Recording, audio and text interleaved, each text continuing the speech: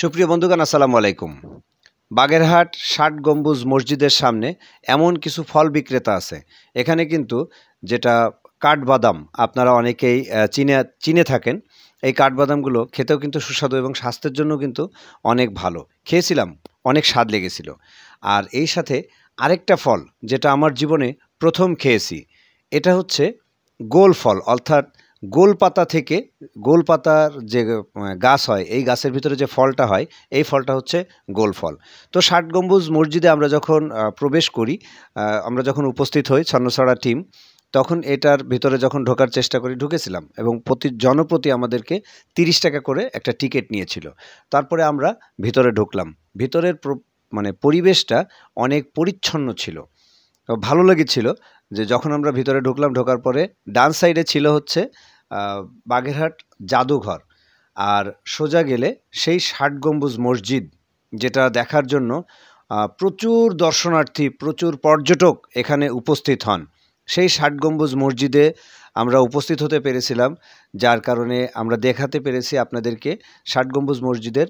চেষ্টা করেছি প্রত্যেকটা কর্নার বা প্রত্যেকটা কোনায় কোনায় প্রত্যেকটা জায়গা আপনাদেরকে দেখানোর জন্য। ঠিক মসজিদে প্রবেশের পূর্বেই এখানে কিন্তু সকল তথ্য এখানে দেওয়া আছে, এবং এই মসজিদের যে ৬০ গম্বুজ মসজিদের যে বৈশিষ্ট্য সব কিছু আপনাদেরকে এখানে দেওয়া আছে। সেই পুরাতন ইট দিয়ে তৈরি। এই যে আমরা হচ্ছে ভিতরে ঢুকতেছি। ভিতরে ঢোকার পরে সোজাসুজি হচ্ছে সেই মসজিদটি, যার গম্বুজ হচ্ছে ৬০টি।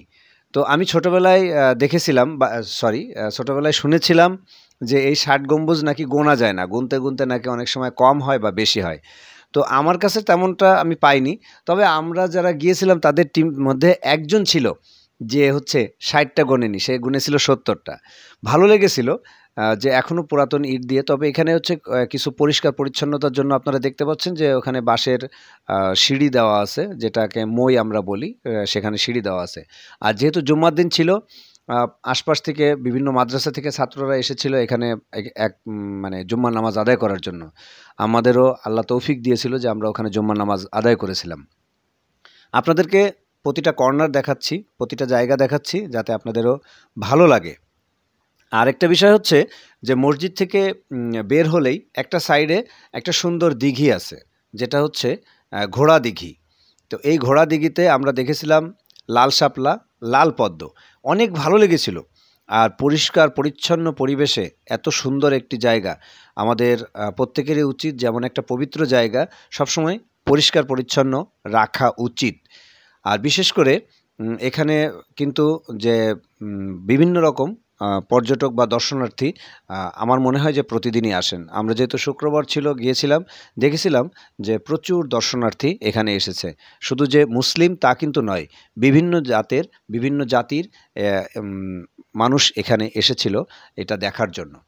আমারও যেমন একটা শখ ছিল যে এখানে যাব, দেখব, আর যদি আল্লাহ তৌফিক দেয় তাহলে এক ওয়াক্ত অন্তত নামাজ আদায় করব। তা আল্লাহর রহমতে আমাদের ছন্নছড়া টিমের প্রত্যেকেই, বিশেষ করে একজন ছাড়া, কারণ একজন আছেন তিনি হচ্ছে সনাতনধর্মী, আর ইনি ছাড়া আমরা প্রত্যেকেই ওখানে ৫ ওয়াক্ত নামাজ আদায় করার একটা ইচ্ছা থাকলেও হয়তো বা সম্ভব হয়নি, কারণ এটা তো আমাদের থেকে অনেক দূরে।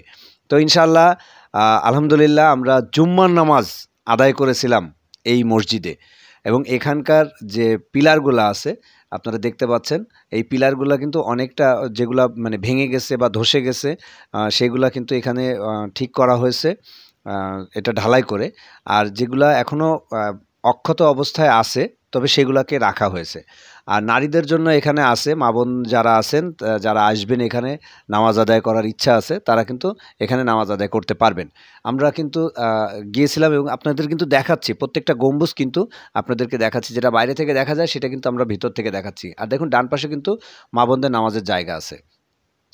আল্লাহ আমাদেরকে তৌফিক দিয়েছেন যে জুম্মার নামাজ আদায় করার জন্য, এর জন্য লাখ লাখ শুকরিয়া আদায় করছি, আলহামদুলিল্লাহ।